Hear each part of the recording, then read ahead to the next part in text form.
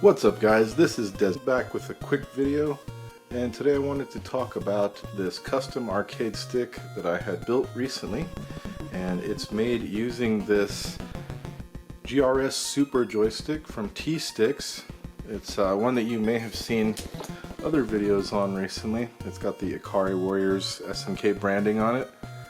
Pretty nice piece of kit, and essentially what this is, it's a kit that includes a rotary style joystick, which was only used in certain games back in the day in arcades, specifically Ikari Warriors and stuff like Heavy Barrel and Guerrilla War. So let's talk a little bit more about this real quick first. It does come with this box here, which you can actually install the arcade stick in. It comes with 6 of these yellow buttons, and I have actually used it that way. I can show you what comes in the box. It's actually kind of hard to get it out of the sleeve. It's a very tight fit. But here's what you get, and you install it directly into here, and it works okay. It's a little bit flimsy. I needed some extra buttons, so I tried cutting them in there. Maybe not the best idea, but the box is fairly sturdy, but it still feels kind of flimsy, and you know, you might have to put some like rubber feet on the bottom or something like that. Basically, as a long-term solution, it's not great. You know, it's fun to use this as soon as you get the device, so that you can test it out and see how it works and get the hang of it. And so that's why it's a nice kind of all-in-one solution, but I would recommend to kind of look into some other options, which we're going to talk about more in this video, and how I came to this one here, which you maybe can tell this is an AtGames Legends Gamer Mini, something like that, that I bought a cheap one on eBay and just converted it into this here. So and then did a quick little install of this custom graphic, and we'll talk more about that in a little bit. And it comes with this arcade stick actually that you have to install, and it comes with that instruction manual that I have here. It gives you all the details on how to put everything together and how to wire it and stuff like that, and even like tips on setting it up. So this is mainly for use with emulation, and there are a few other games you can use it with, but basically they're all going to be, you know, mostly games that are from old arcades and stuff like that. So of course, I think there could be more games that come out that could use this, but the primary reason why most people would get this is to play these old games in as accurate way as possible, maybe even install it on their own home arcade machine. I'm just using a small little PC hooked up to my TV here in my game room. But anyway, the other stuff that comes with it, like I said before, is 6 of these yellow buttons, and you also get 3 different types of spinners. This one's a free spinner, 16 notches and then 12 notches, and this one has 8. And so what they recommend for a lot of these, you know, standard games like Heavy Barrel and Ikari Warriors is the 8 way, and that just means that it's got the most amount of distance from one click to the other. And the way it does this is that at the top of it there's a little peg that sits on a rotary piece, and then the peg basically goes into a slot in the top of these spinners. It's kind of hard to see, but in there you might be able to tell there's a bunch of little tiny notches around the outer ring there, and those are actually where the peg goes into. So every time you hear that click, that means that your player will move, or it'll send a signal to it. And you can switch it through different modes. So if we look on here, it tells us a little bit more about that.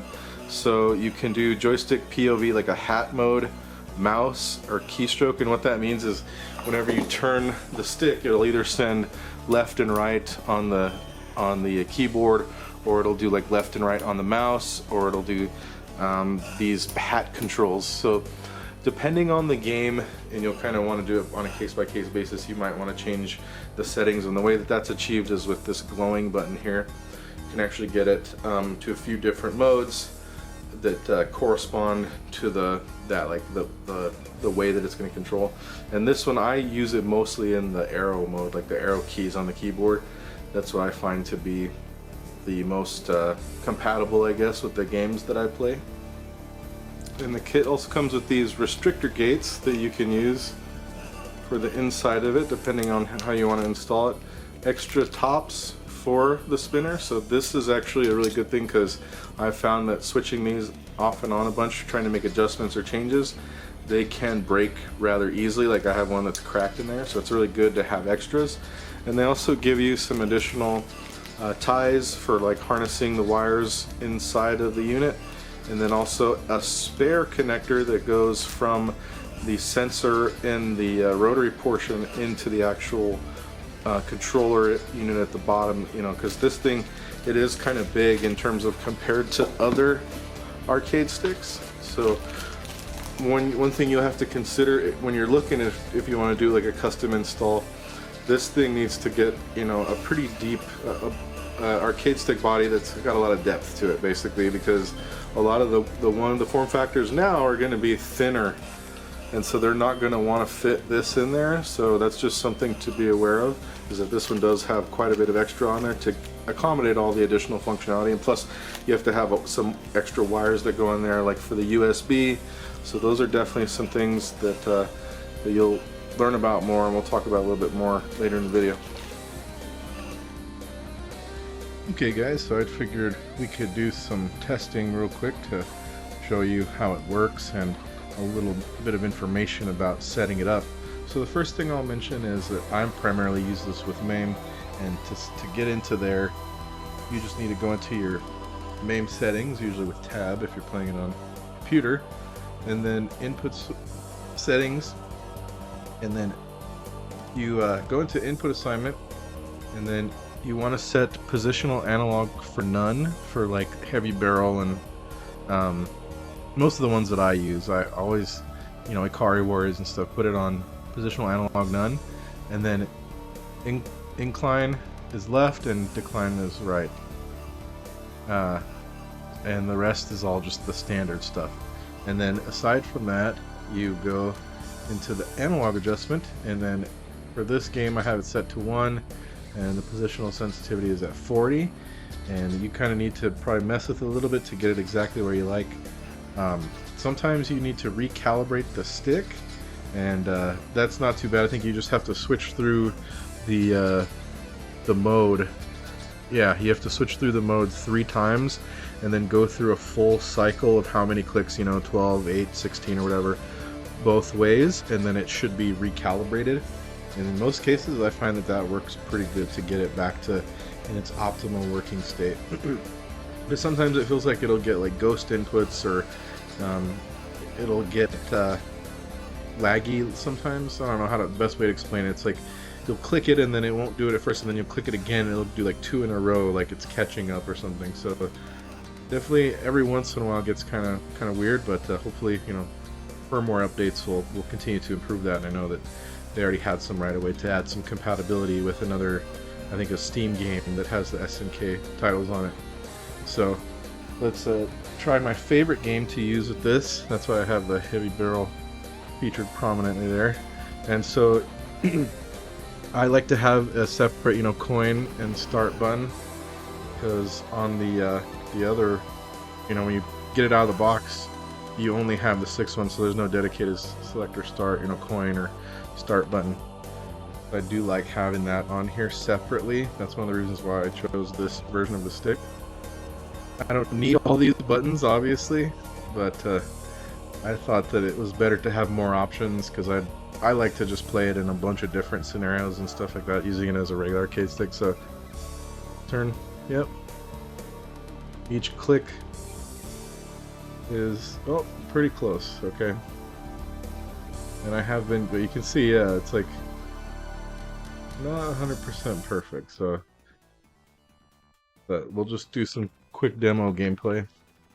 So I've been playing this game a lot more lately and trying to get better at it, so I can maybe like try to do a 1cc at some point. So I'm not paying 100% attention, I'm looking at the video output.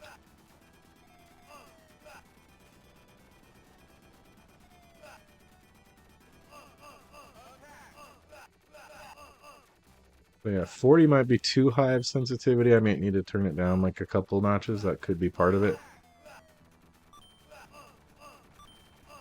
But overall, it works fine. If I wanted to, I could recalibrate it for greater level of accuracy, so it's not giving me any like double clicks or anything like that. Oh, there's a piece of the heavy barrel.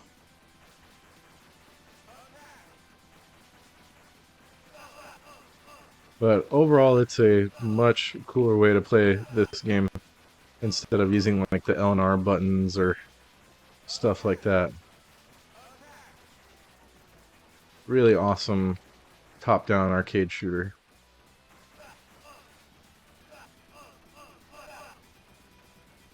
And a neat throwback to play it again like this. Like, I remember, I think they had an Akari Warriors at my local grocery store for a long time.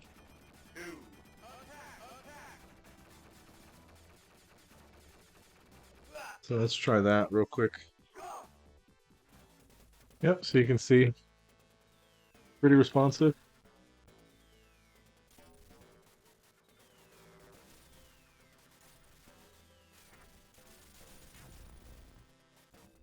Dying right away, of course. I'm not very good at this game. I have been practicing it to get a bit better. Another very similar game is Guerrilla War, which is like an improved sequel, sort of pseudo sequel. Plays a lot better, but still it's also extremely hard, similar to this game.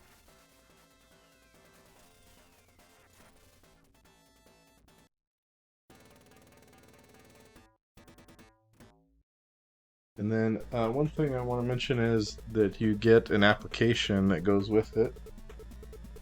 So this is the application that comes with it that lets you configure it in more detail, so get more control of it.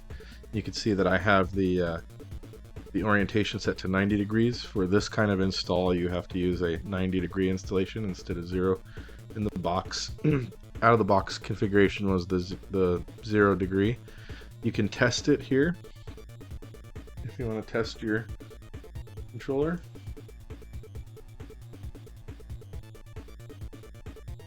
Buttons. And it doesn't, so depending on how you have it set, it'll react differently. So right now, since I have the arrows, it's not going to respond to it, but those are like the mouse and the hat and stuff like that. So it's pretty cool to have this ability to customize it a bit more. You can see it has the keyboard left arrow, right arrow, and stuff like that.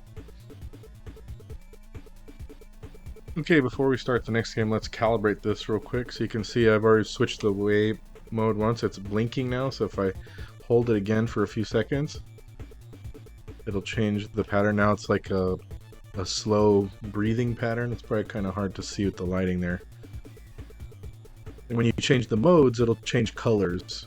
So depending on the color, it'll do the different, like, you know, hat switch, or switch it to mouse mode.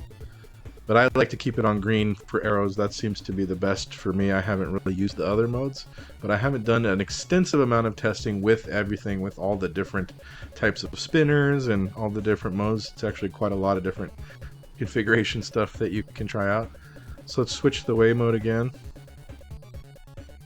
Okay, so the way is now solid. So it's gone through it twice, so now I should just go through the 8 clicks. 4, 5, 6, 7, 8. 1, 2, 3, 4, 5, 6, 7, 8. Okay. Now let's test it out on the game. See if it's got good response, or we can go and fine tune it back in that menu like I was showing earlier.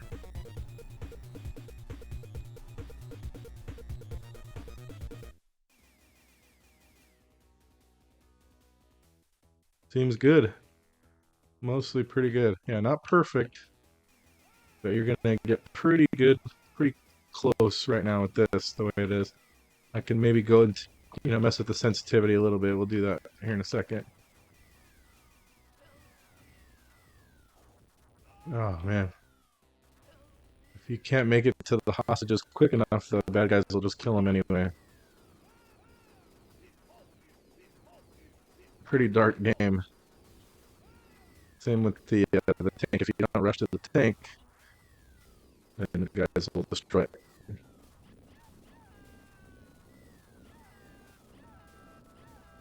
Oh, better get out of there.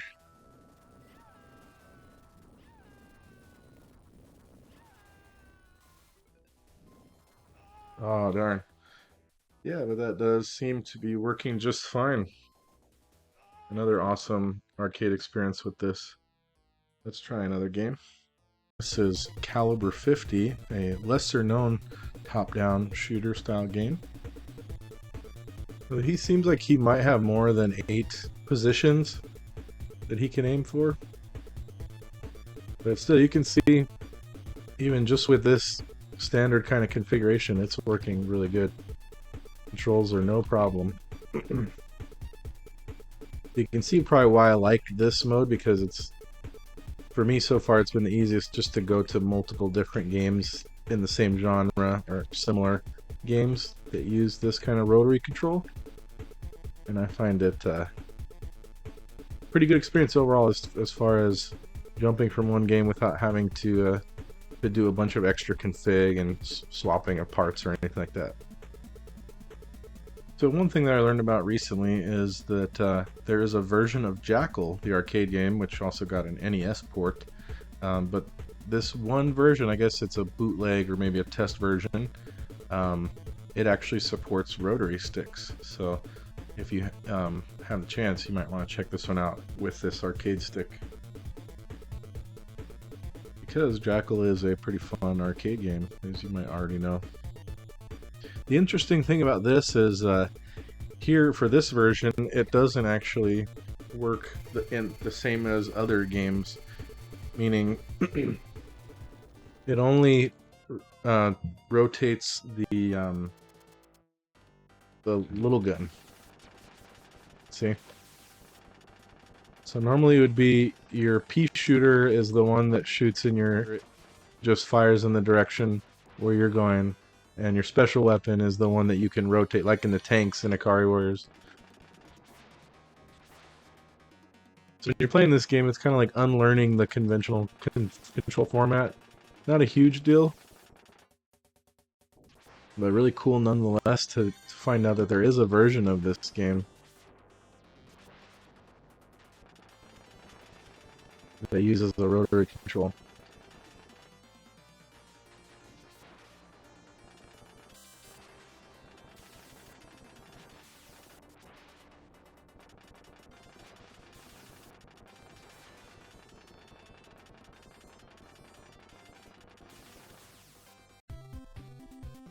Okay, here's another one that's not actually intended for use with this type of arcade stick. As you might have seen, there's a sticker here for Eco Fighters on the front of the arcade stick. And this game is a Capcom shoot 'em up, but it has an environmental theme, and it uses a rotary dial instead, similar to Forgotten Worlds by Capcom as well. And these games, while they use a different type of control, they actually work pretty well. They're compatible with this. And so if I go look at the settings real quick to give you an idea, we can see that it's really quite similar. So you can see the dial analog is set to none with just left and right, and the rest of the controls are standard. And if we go into adjustments, we have, this is quite a bit different. So the sensitivity is cranked pretty high to 50. Sometimes you need to reverse it. That's not a big deal. It just depends on the game. It's just a hardware thing. And then the increment speed is set to 15. Remember, we only had it set to 1. So this, for these kind of games, is where you really need to spend a lot more time, I guess, messing with it to get it exactly where you want it. But as you can see with this settings that I have here, it actually works pretty good. So, and as you can see, it's not exactly going to be intended for like an 8-click style control, but with the sensitivity, it gives a nice little range of motion. So you can see, just like I was saying, you can just kind of mess with it until you get it to where you want. But this is highly playable, and another one of those games where in compilations and stuff, you'll see that they'll default these controls to L and R, which is like a huge world of a difference compared to playing it like this with a rotary control directly on the joystick. It's brilliant. I mean, games that potentially use dial controls kind of seem to open up into this world, which is great for me. That's quite an awesome experience getting to try these games out.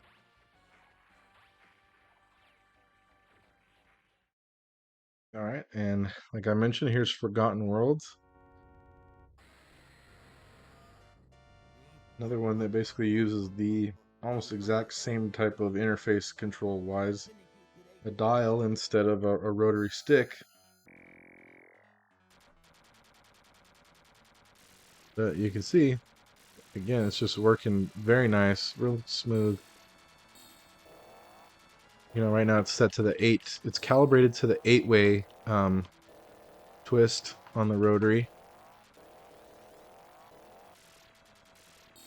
But yeah, that's a lot more satisfying than like trying to hold an L and R button to get him to rotate. Okay, here's an interesting one. Gox, or maybe Gox by Toaplan, is a breakout style game, or maybe like a long distance Pong cousin, essentially like Arkanoid or something like that. And you can, you know, in most instances where people emulate this game, they might just use normal left and right, but you can set this up as a rotary game. And this might not be the ideal way to play a game like this where you really need a dial. And this is probably an instance where I definitely recommend trying the mouse option probably with the free spinning one. But still, the fact is, you're able to play this as a rotary game, even like this. It's not super accurate, you can see. It's kind of touchy. But still, you can play it. You can at least probably get through a couple levels. And it just kind of brings a lot to the imagination in terms of what you can do with this. And fine-tuning it to get it to where, you know, you can really have these highly unique hybrid gaming experiences that aren't really how this was, you know, obviously this game wasn't intended to be played like this, but the fact that it works is really pretty amazing and fascinating to me. Okay, so let's talk about a few more details on the price and how I decided to put mine together based on the options that I found available. And just to preface this, I'm not an expert modder at all by any means, so if you have any additional information or if I'm wrong or anything like that, please feel free to let me know or correct me. I'm always wanting to learn more about this stuff, and I'm still kind of getting the hang of it. But this is just kind of my experience and how I've decided to get what I have here. And so this is where I ordered the arcade stick from. It looks like it's come down in price a little bit, and so it's $55, and this page is good because it's got a nice bit of photos and some video, kind of give you a good idea of what you're getting in the box, what it looks like when you set it up, great photos and stuff like that, and then a bunch of details about what it's capable of and setting it up, some stuff that I already mentioned, but just kind of more details here that you can go through to kind of figure out. Looks like there's a newer update that I haven't. I think I had one of these first two here. And so, oh, and it's also got the color coding. That's really important for whenever you're wiring it up. You need to refer to this to make sure that you're setting the correct buttons. It's not the end of the world if you don't get them exactly right, but a bunch of them you'll want to be kind of careful. You know, 1, 2, and 3, and 4. They're the ones that you'll want to know exactly where those are, just for the easiest setup.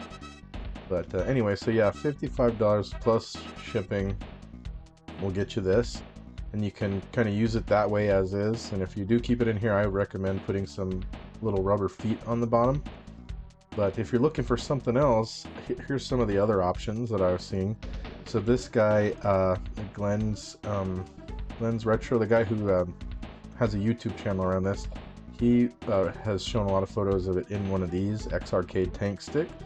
So it's compatible with this if you already have this, or if you're looking at this and you want to maybe get it in addition to it. So this is an option. It's another $200 on top of that. And you can even like maybe look at older versions. You might be able to buy it used. I'm not really familiar with this, so I'm not going to have a bunch of commentary on that. And then one of the other ones I saw in discussions was, well, so I asked them, the people at the GRS Super, you know, in one of their videos, what do they recommend? And they sent me to these links here at 99 Lives Arcade, where you can get these kind of more arcade, I guess, accurate versions. and they're pretty nice. They're a little expensive, and they've got a few different ones. This is the what they call the portable 2-player, but it's still got, you know, quite a bit of room here. I mean, it's pretty big even for the portable. It's got this one in the middle. You can customize it even further. You can do the Street Fighter style, or you can do the fully Ikari Warriors. I guess it's where it's the joystick is more centered, and you've got the buttons on either side. And then you can do, do you want coins, like select and start? Do you want this other stuff? And then so let's look at another option for cheaper. This one's on sale actually. It was 139, now it's 123, but you get a little bit smaller one, but it does have that kind of like accurate arcade style where it's got the grenade and gun on each side so that left-handed players can use it. So that's pretty cool, and I want to say that's how it originally was on the arcade, where it had this same type of layout. So that's, you know, obviously meant for 2, but similarly you can also set this one to the 6-button style and then kind of choose, do you want extra coin button and all that stuff. So it's got a lot of flexibility, but you're going to pay a bit more, right? You're going to pay 123. Not bad though. I mean, if you really want it to have this kind of layout, the only problem that I see with it is that it does have this same type of screws that are not flush with the top of the panel. Some people are pretty bugged by that.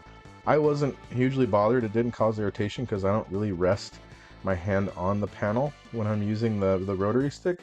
But still, it's not the best, right? It's definitely going to cause some kind of, it's definitely a little bit intrusive and in the way. So that's one of the reasons why I wasn't, you know, the cost was a bit for me, and then I wasn't liking the button layout, but I guess I could have done the Street Fighter. But yeah, the mounting was just not preferred. So looking around more, you know, some of the ones that I was looking at were some stuff like this. This is a hat style enclosure, but you can get ones that'll have the layout for like this normal, I think it's JLF kind of style stick, something like that. And then, but this is the right kind of depth, right? So the size is good, and the price is kind of, I don't know. It seems like a lot. I think you can get it just in the parts like this for less. Something similar, but again, these are just, you know, there you can see them everywhere. There's a bunch of stuff like this. It's just kind of real cheap, and if you read the reviews, a lot of it, people do like it, but a bunch of people say that this enclosure is just very cheap, and even though you're paying kind of a lot for it, it's not a great option. So you can go this way if you prefer it. This is kind of like real traditional DIY arcade stick with these kind of like funny shaped panels. It'll work, and you could set it up in there. You know, just make sure you get the right kind of layout for the screws for the mounting. But these ones won't work, right? So these are the kind of more recently popular, more modern kind of contemporary arcade sticks. Really sleek with like acrylic panels and stuff like that. Solid build, and it doesn't have the screws anywhere like on the panel around the stick itself, but the height, right? You've got a limitation on how high the enclosure is, and so these ones are not going to be compatible. So they do look sleek, and I think it would be pretty cool to get one of these with a rotary arcade stick in there, but it's not meant to be with this kind of specification, right? So if you can find something like this, custom build, that's got a higher, you might be able to ask somebody to do that, or if you've got a 3D printer and you know how to do this, you might be able to do it. And sounds like it'd be cool, but just for my, and it's also kind of expensive, also just paying a bit of money for it. But can't really use that as is. So this guy, P-Dub's Arcade Loft, pretty cool guy. I found he posted this on Twitter in response to Scarlet Sprites talking about this, the arcade stick, and he has this one that he set up that's pretty cool. In this video, I'll link it in the description. He basically goes through how he put this together, and the dead giveaway, same as mine, is that it's you know, using this same at games Legends Gamer Mini, and because this is really the only thing that that you don't know what to do with this, right? Because it's a power button and it's not useful anymore. So once you gut it, this just remains there as a bit of an eyesore. I don't know what to do with it. So there's an additional piece, right, that you could put there. I've been brainstorming it.